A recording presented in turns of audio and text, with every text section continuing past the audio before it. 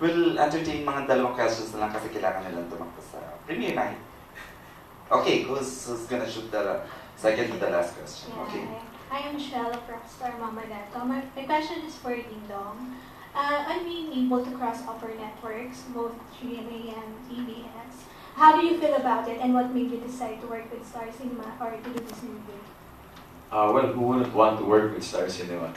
And para sa akin kasi, yung siguro yung sa tema ng isang rom-com, hindi naman rom-com ba tawag natin? Light romance. Which I know they're very good at. Siyempre, in a way, nasabi ko rin sa sarili ko, sana makagawa ko ng isa with them. And true enough, because of the first two opportunities that were given to me, nabuksan yung third, which is this one. Kaya sobrang grateful ako na naging posible siya. In other words, it's a dream come true also for me. And with regards to yung sa technicality, okay naman ang paalam ko. At noong time na yun, hindi pa naman ako nagsasign nun. Kaya I was free to decide. And in fact, I was able to sign a 2-picture for a Star. So may isa pa ako. That's nice to hear. Okay, to Ding Dong and to Enrique, this is a follow-up dun sa question ni Gracie kanina. My name is Rain, RainDeOcampo.com. Sa kwento kasi, sa She's the One, ang may best friend lang na babae ay si Ding Dong. I'd like to question, and to ask the question. Kung sa dalawa, kung meron kayong, in real life, kung meron kayo na talagang best friend na babae, and kung pwede niyong masabi kung sino, and how do you keep yourselves from taking it to the next level? I mean, kasi babae yan, best friend, may feelings. So parang ganun, kung meron kayong best friend na babae. Thank you. Si Dong pa sasagot, medyo happy na nga siya, di ba? You still wanting to yes, answer? Given the situation. Yeah, before Marian, may best friend ka bang babae? Meron. Iba talaga kapag meron kang best friend, lalo na kapag sa opposite sex. Kasi minsan meron siyang binibigay sa'yo na hindi mo nakikita eh. She already covers the other side na tingin niyang, alam niya makapagpapasaya sa'yo.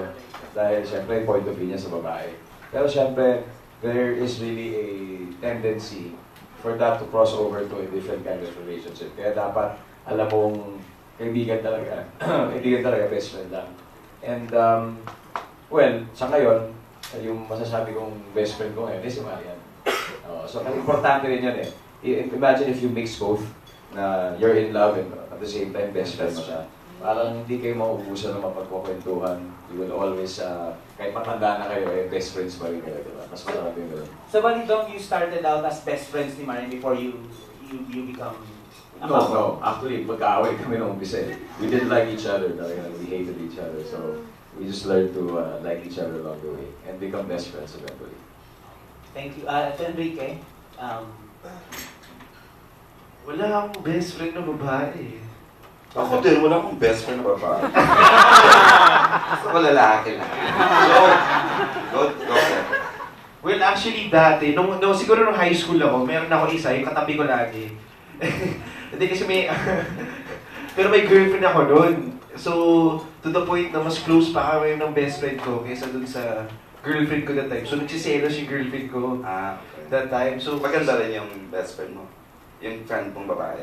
Hindi, basta kaibigan ko lang. Kaibigan ko lang siya, best friend ko lang siya. Tsaka, every morning kasi may mga candies yun sa Lumigal. Basta best friends Ang kami. pinagsasalawasan ng girlfriend mo is yung closeness. Yes, kasi parang mas close pa nga daw kami kaysa sa kanya. May ganun. Pero, dati yun. Pero ngayon, wala na eh. Siguro mga 8 years old ka ba? No? Hindi naman. Hindi naman high school na ako, high school. Pero yun ang na-experience ko dati. Siguro kasi pag friends, ewan ko, mas marami kayong secrets na kwento sa isa't isa sa may karelasyon mo. So, ganoon din gusto ko pag may girlfriend ako, best friends muna. So, pag naging best friends na parang friends forever. Yes, may gano'n! Diba? So, may gano'n. Yung gusto. Yung gusto, di ba? Friends muna. thank you, ha? Okay, Last na daw yan pa. Sige, pag-ibigyan natin ng last na talaga. Pa-share naman ng mic, please. Ay, Flo, how? Relate? Bakit? Lagare. Good afternoon, I'm Jude from Modern Scribe. Ito yung question for Ding Dong. Dapat lang naman yan ang question. for, Chika lang. or Enrique. There was this one line I've encountered, particularly from a friend of mine, na sabi niya, when boys get to grow up, hindi naman daw parang nag-grow lang din, or nag-change lang din daw yung set of toys nila pertaining to, like, they're treating daw the girls, the female, as toys. So parang ganun. So, would you... Tinitreat. Yes, treat. Okay. Yeah. Treating the female populace, especially kung this is just a generic thing. Hindi naman. Wala naman. So parang, would you agree to that, or was there a point in your lives na you were playing around, you were fooling around, or basta ganun, na point na you treated women na parang toy lang? Sa akin hindi. Hindi ko inisip na laruan yung babae. May iba yung tingin sa mga babae. Parang hindi laruan eh. Parang, solid, gano'n. Hindi yung ibang laro-laruan lang, di ba? Hindi gano'n. Lupet, ganyan, astek. Hindi, parang, ano yun eh, basta ang lakas ng aura ng babae. Hindi tipong... At wala sa itsura ni Kim. Hindi ba niya laro-laro? Ewan ko, parang... I have no idea, man. Parang hindi ko wala akong tingin na gano'n eh. Wala akong tingin na gano'n eh. Ewan ko. Siguro... Ewan ko. Basta hindi ko tingin sa babae din laruan. Ito naman. Laruan. Jude kasi wag mo daw siyang gawin sa lamin. Ano na nalaro sa mga boys mo?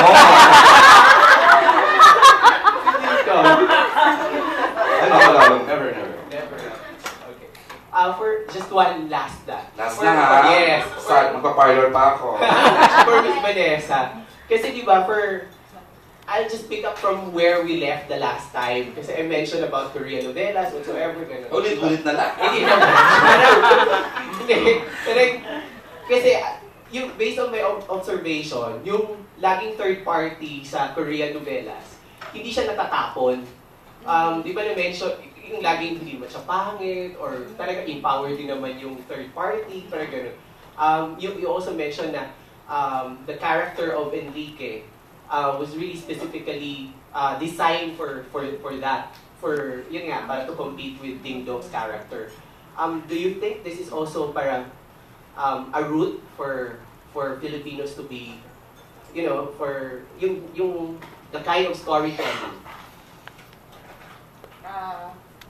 Well, Ay. I can honestly say in this movie, it's okay, I'm not sure. Yeah. Ano ka ba? Parang hindi ko na-kwento yun sa'yo. Tagal-tagal na. Yung, alam mo, ito, sa movie na to, kaya kong sabihin, hindi patapon yung third party at hindi patapon yung fourth party. May fourth party dito sa pelikulang to. Okay? And pag tinanong niyo yung pelikula, lahat ng pinagsasabihan ni Kim kanina mag-make sense. Okay? May mga pinagsasabi siya kanina na pag napanood niyo, okay, yung pala yung sinasabi niya. Kasi ito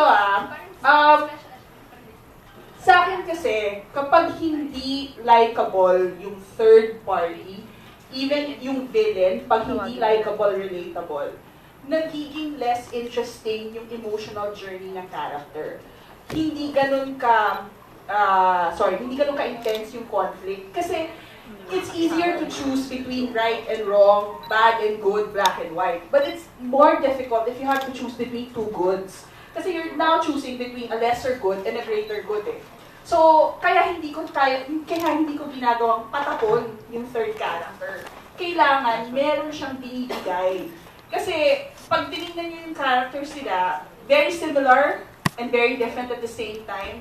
Pero may ibibigay yung character ni Enrique na feeling ko matagal nang hinihintay ng character ni Bea na sana pwedeng ibigay yung character ni Ding Dong na titingnan natin, maibibigay ba yun ng character ni Ding Dong. So, hindi siya talaga pwedeng patapon. And ako kasi, I always have this thing for underdogs. I like writing characters na, alam mo yun, yung parang you wouldn't necessarily root for that character, but because I recognize that there's an innate goodness in each and every person, I want you to fall in love with that character. I want you to love that character just as much. Kasi, yun nga eh, I always go for the ordinary, and then as you go deeper into the story, you realize, oh, there's an extraordinary strength to that person. So I'm not gonna say it's a root. I'm just going to say that, again, I go back to what I was saying, you stay true to your story, you stay true to your character. So if that's how your characters will behave, let them behave the way they're supposed to behave, and you will tell a better story as opposed to manipulating it to achieve an end. Yun siya. Thank you so much.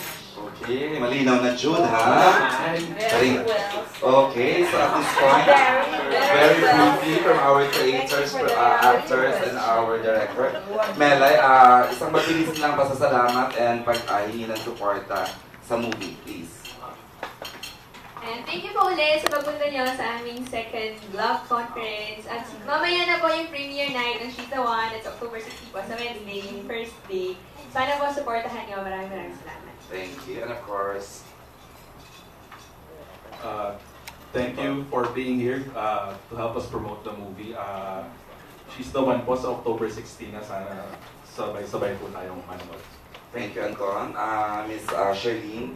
Hello, thank you very much for being here, and we hope you enjoy the movie as much as we enjoyed making it. Ayan.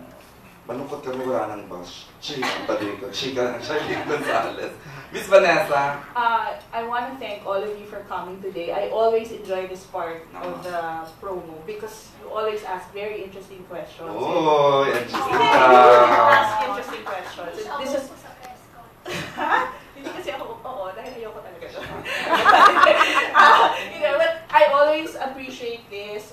Si Bea, ito rin ang favorite part niya dahil ang gaganda lagi ng tanong niyo. So, in advance, I want to thank you for all the help you will be extending to us. Like they all said, we hope you enjoy the movie as much as we enjoyed making it. So, thank you for coming today. Thanks, Miss Van. Direct May. Again, thank you for coming today sa second Vloggers Conference natin. We really appreciate your support. Not only for this film, pero sa iba-iba pang projects ng Star Cinema. And I hope you don't just watch the film, but you also enjoy it and you also pick up yung mga lessons na in-impart ng movie na to. Thank you again. Thanks, Direct. Enrique. Thank you ulit sa lahat ng mga vloggers today. Thank you sa time nyo at sana dahil nyo mga he's the one, she's the one, they're the ones nyo. Grabe nun eh. So, basta lahat ng mga ones nyo, dali nyo manood kayo. Mag-enjoy kayo. Promise. Thank you. Thank you, Ken. And of course, Dingo. This whole She's the One experience sa akin mula umpisa hanggang dulo never fails to make me happy. And today, talagang it was really sealed by being in front of you kasi tama, confirm na sabi ni Bea, sobrang sarap talaga na makausap kayo. So thank you for adding more happiness to my She's the One experience. So on that note, sana you can help us to share this, spread the word to your friends, loved ones, family. So Wednesday, She's the One. So thank you guys. Okay, and we have the Stars Cinema.